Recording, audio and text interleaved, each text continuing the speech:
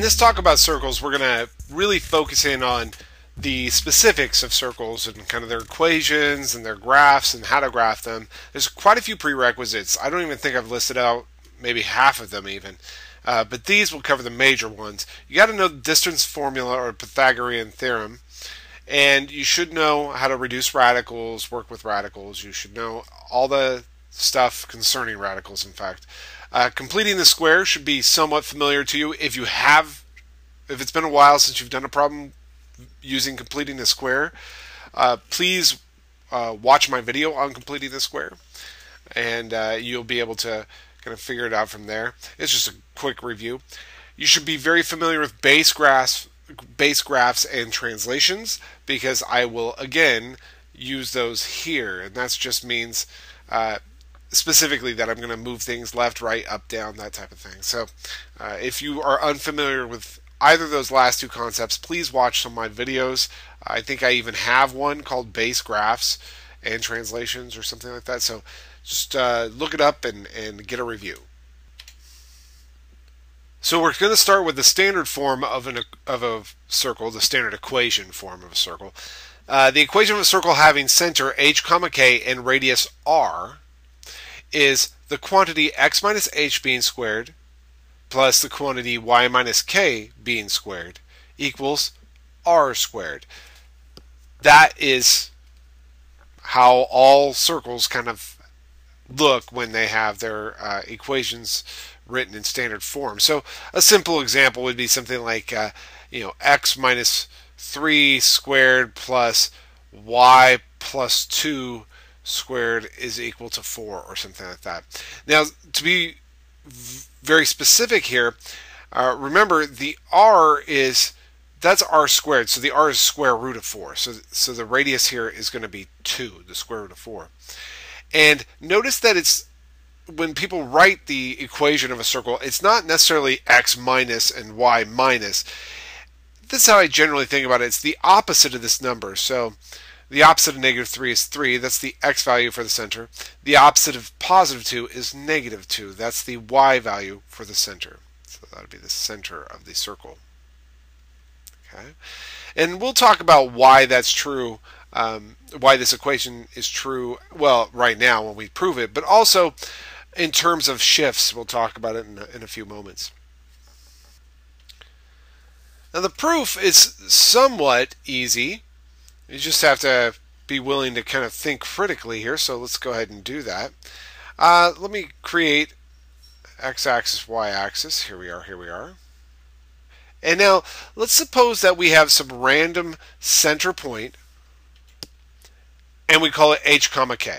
So this is a random point. This is not just a specific point. It's just some random point that we'll call the center. And from there, I'm going to choose to create a picture. And this picture is going to be the set of all points that are equidistant from h, k. In fact, I'll choose them all to be a distance of r away from this point.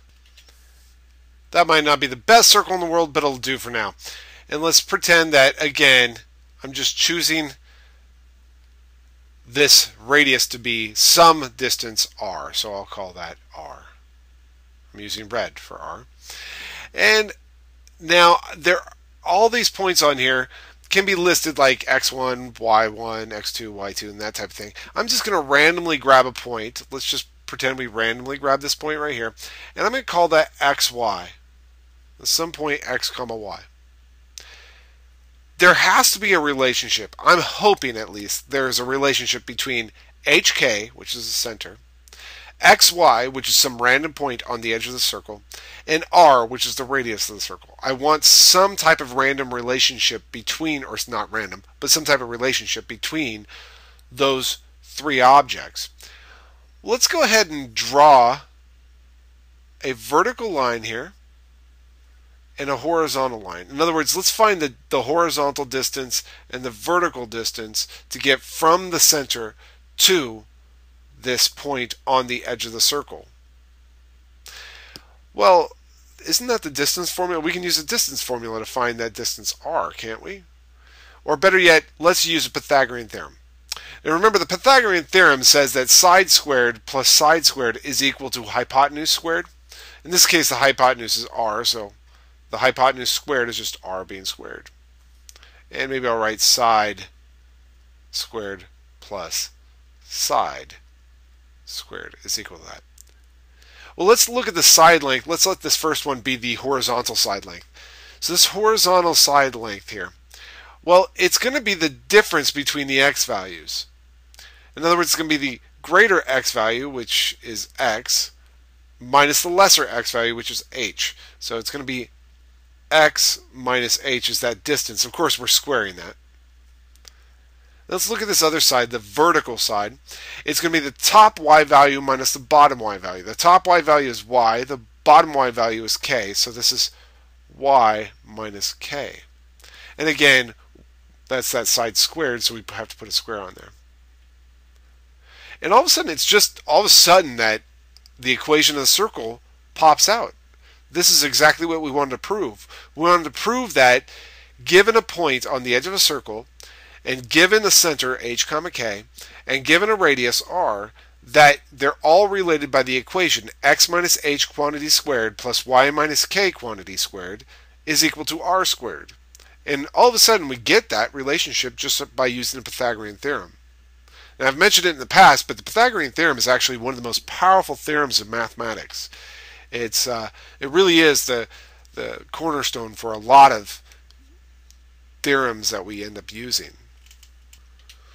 Now, before I walk away from this, I want to convince you of one thing. Some people, some very smart students, might say something like, hey, well, wait a second. What if I didn't choose my point xy to be there, but instead to be over here? What if I accidentally chose it over here? That's not an accident. You're just randomly choosing a point. But the problem that some students might think of is that, well, wait a second. If I do that, then the upper x value is h and the lower x value is x. So it would actually be h minus x being squared. And the upper y value would be k and the lower y value would be y. So it would be k minus y being squared. And they'd be concerned about that, which is a good concern initially until you realize, let me go ahead and convince you of something. What if I were to factor a negative out of that parenthesis?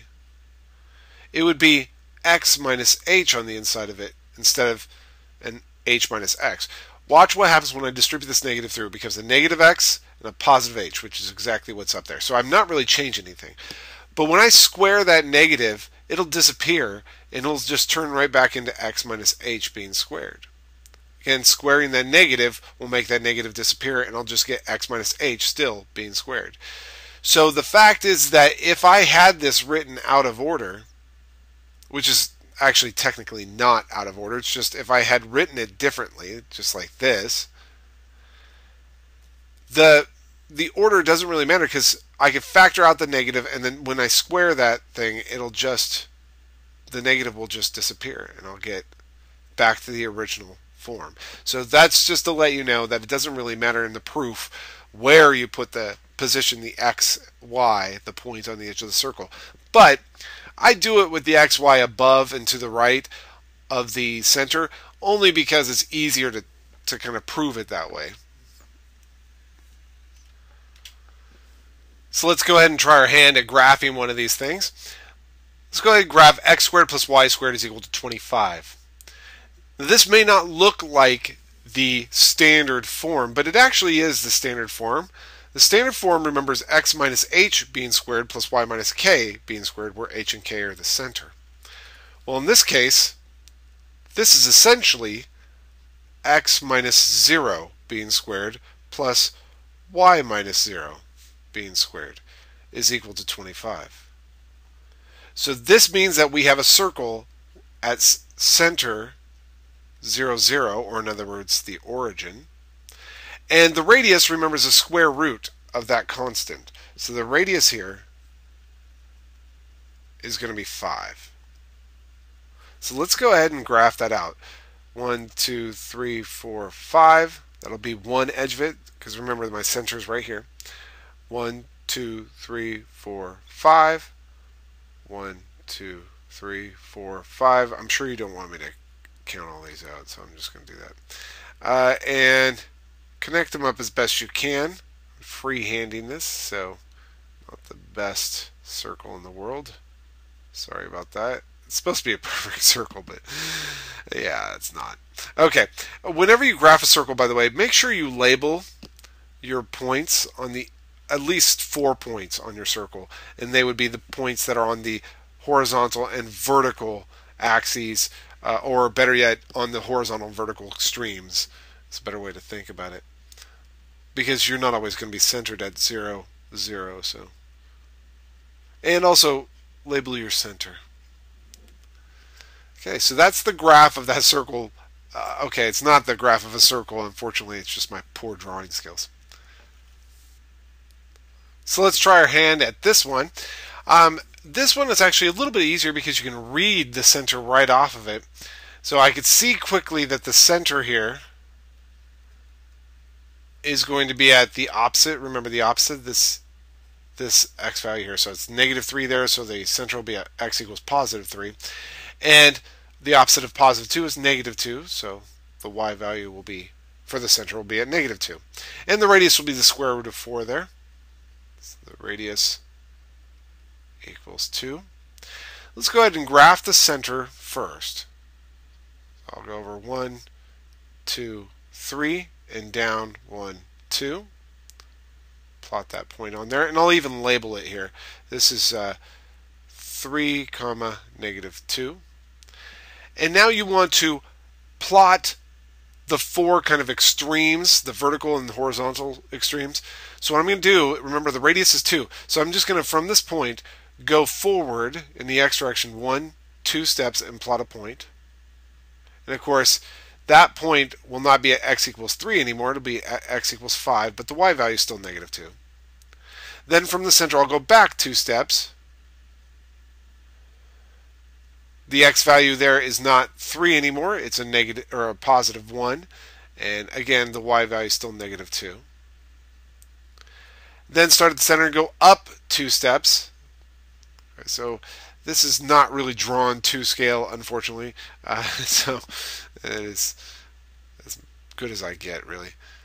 That's x equals 3, y equals 0, and then we'll go down 2 steps and we'll just say it's about here, so that's x equals 3, y equals a -4. And then just make sure you connect up all those extreme points with a circle. I'm making a shame of myself for all to see with my circle drawing skills. Okay. Now, one thing I want you to recognize here from our last example. Our last example, it started at 0, 0, right? Now, if you remember from base graphs and translations, anything that happens on the inside of a parenthesis does the opposite of what you think it should do. I don't know if you recall that, but that's what I had said during that lecture. So, if you just think that, well, this, if I peel away all the numbers, this is just x squared plus y squared is equal to 1 or whatever, which is the equation of a circle. Well, that -3 on the inside attached to the x means I'm going to move not left 3, but right. Remember, it's the opposite of what you think. So it'll move right 3. And then because this y plus 2 is in parentheses, it'll also be the opposite of what I think. It's y plus 2. I normally would think that'd move up 2, but actually it goes down 2. So this tells me move right 2, go down 2. So it takes my center and moves it right 1. I'm sorry, move right 3. It takes my center and moves right 1, 2, 3, and then down 1, 2, all the way to the center. So this is a very good correlation with base graphs and translations. Great review of that, and you should definitely, whenever you graph circles, think about base graphs and translations, because it's just a great mental review for you as you go through that. Now, before we move on, I want to mention the second form of a circle. It's kind of unfortunate that we end up having so many different equation forms. In reality, I'd just like to know one form, but unfortunately, the standard form, which is what this circle is in right here, where you get parentheses, and this is technically, could be said to be in standard form as well, but the standard form is the one that we always hope for. The general form is often the one that's given to us. General form of a circle is where somebody just gives us x squared plus y squared equals, let's say, 3x plus 7y plus 18 is equal to 0. So they don't have things with parentheses. There's no, by the way, there's no proof for this because it's a definition. We're defining this to be the general form of a circle. You can get to the general form of a circle, by the way, just by multiplying out this x minus 3 quantity squared. If you distribute it out, and then this y plus 2 quantity squared, and you distribute that out, you know what, I'm going to do it. So we had x minus 3 quantity squared plus y plus 2 quantity squared was equal to 4. The general form for this circle, so this is in standard form right now, the general form is found by distributing out this binomial, so that's x minus 3 times x minus 3, and distributing out the second binomial term. So we'll do that. We get x squared minus 6x plus 9 plus y squared plus 4y plus 4. And that's all equal to 4. And then you combine like terms and move this 4 to the other side. So I'm going to combine like terms. I'll get x squared. I'll glue the y squared right next to it. So plus y squared minus 6x plus 4y. And here I'd have a plus 13, but I'm going to subtract 4 from both sides. So it's plus 9. That is actually the general form for that circle. So any circle that's been given in standard form, you could put it in general form. But the question is, how do I go from general form to standard form? Because that's really what you want to graph a circle. You want to go from general form to standard form. Well, let's try it with this equation since we already know what the standard form is. This is going to require a review of skills for completing the square. If you can't remember completing the square, please go back and watch my video on completing the square. That's a wonderful thing about YouTube, is that, or any type of video service, is that you can always just kind of go back, search for something, and then play it and review yourself. So here's how we're going to do this. We gather up stuff that has the same variables. So x squared minus 6x plus y squared plus 4y. And I'll subtract 9 from both sides, so I get negative 9 on the other side. So in other words, I get all variable terms on one side, and I move all non-variable terms, in other words constant terms, to the right-hand side. And then I complete the square. And completing the square means I'm going to add something to this equation. Because of these two terms, x terms here, I'm going to add half of that negative 6 squared. I'm not going to explain why, because this should be you should be able to review it yourself. But you add half of that middle term squared. So if I add it to one side, though, I got to add it to the other side.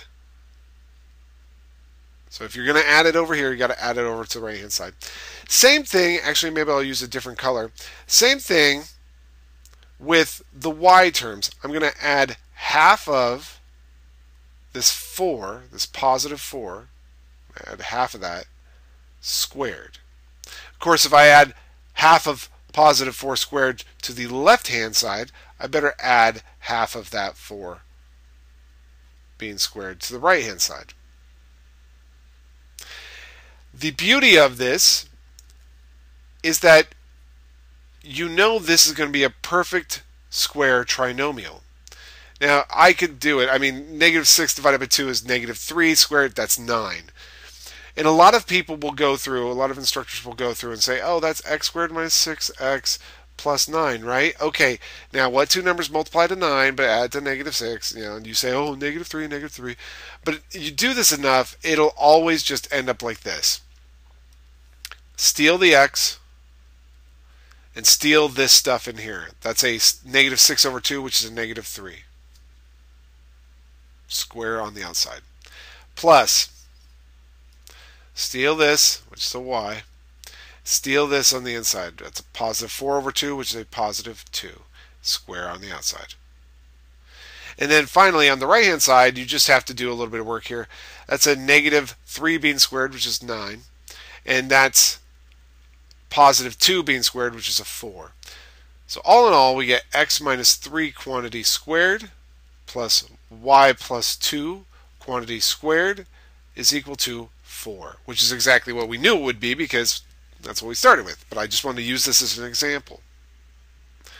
So let's do another one. Let's go ahead and graph x squared plus y squared plus 2x minus 4y minus 6 is equal to 0. Now I know that's going to be a circle because I see the x squared plus y squared. But I don't know what the center is. I don't know what the radius is. I'm going to have to complete the square on both sides to find that out. I'm going to use a different color though when I'm doing this. Well, maybe I'll use green. I don't know. So let's see. I'll group the x's together. So I get an x squared plus 2x. I'll group the y's together. Leave a little bit of space here. So a positive y squared minus 4y. And I'll move that negative 6 to the other side. So I'll add 6 to both sides. And now I'm going to add half of that 2 squared. And if I add it to the left-hand side, I got to add it to the right-hand side. I also want to add half of that negative 4 squared. So if I add it to the left-hand side, I better add that to the right-hand side. And again, I mentioned this in the video lecture for completing the square, but I always steal the negative with that 4 because it reminds me of what sign I am going to have on the inside of my parentheses here. This is going to factor nicely. I know that. So let's see, I'm going to steal the x. I'm going to steal the positive 1 there. I'm going to steal the y. Steal the negative 2. And now over on the right hand side I have 6 plus 1 squared is 1. Negative 2 being squared is a positive 4. Let me just double check that. Negative 2, yep, being squared is positive 4. That's going to be an 11 on the right hand side, so I get this. X plus 1 squared plus y minus 2 squared is equal to 11. Not a beautiful number, but it is what it is. So let's state the center here. The center is at negative 1 comma positive 2. Remember the opposites. And then the radius is equal to the square root of that number. Well, that's going to be the square root of 11. There's just nothing else I could say about that. We'll go ahead and try to plot this. Now, you might think you cannot plot this because of that square root, but you actually can. The center is still at negative 1 comma 2, so I'll go back 1 and up 2. So here's the center right there. And I might use a smaller font just to write in negative 1 comma 2. And now I worry about the extremes on the horizontals and verticals. Now this is where it gets a little tricky. The fact is the radius is the square root of 11. We're going to have to use a little bit of an approximation method here. The square root of 11 is between the square root of 9 and the square root of 16. I hope you agree with that. So square root of 11 is between root 9 and root 16. Well, root 9 is 3 and root 16 is 4. So I know that the square root of 11 is between 3 and 4. It's actually closer to 3. So what I'm going to do is count up 3 over 3 over 3 and down 3 and some change. Okay, so here I go. I'm going to count up 1, 2, 3 and a little bit. That's good enough. I'm going to count over 1, 2, 3 and a little bit. I'll count down 1, 2, 3 and a little bit. And I'll count over to the left 1, 2, 3 and a little bit. I'll connect these up. Now I haven't labeled them yet, right? That actually is kind of the important part, is labeling it. So let me finish my horrible circle here. Actually, not the worst circle I've ever done. And let's label some points. All right, this first point. The x value was a negative 1, but we added something to get to this point. We added the square root of 11 to get here. The y value is still 2. I'm going to change the font on the next one here. This next one up here, the x value was a negative 1 and it still is. The x value doesn't change when you go up and down. The y value does. We were at a height of 2, but we added root 11 to get to that point. This point over here, the x value was a negative 1, and we went back another square root of 11. But the y value is still 2. Finally, this last point over here, the x value is negative 1. The y value was at 2, but we lost the square root of 11, so we went down by the square root of 11. And that is a perfectly labeled circle. And we also did some completing the square and all that fun stuff. These are skills that you should definitely have at this point. Let's try our hand at a different style of example. Now we're just going to find equations of circles given certain information. And generally just need a couple pieces of information. In this case, we want to find the equation of a circle with center at 2, 5, and then having a point on the edge of 3, 5. Sometimes it's a little bit better just to quickly graph it out. So I know that it's 2, 1, 2, 3, 4, 5. I'm just doing a quick graph, and I know that a point on the edge is 3, 5. Well, that helps me out quite a bit, actually, because this tells me the radius, doesn't it? It's a very small radius circle. The radius of the circle is just going to be the distance from this point to the other point. So the radius is just going to equal 1, because these 2 points are just a distance of 1 away.